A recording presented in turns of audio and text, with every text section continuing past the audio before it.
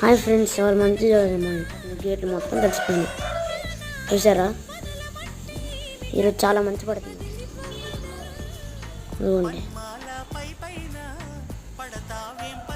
చాలా మంచి పడుతుంది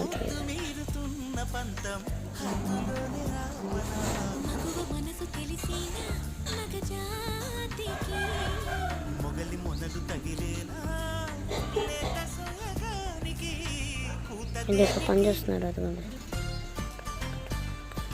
అదేమీ కనిపించట్లేదు ఈ మంచులో.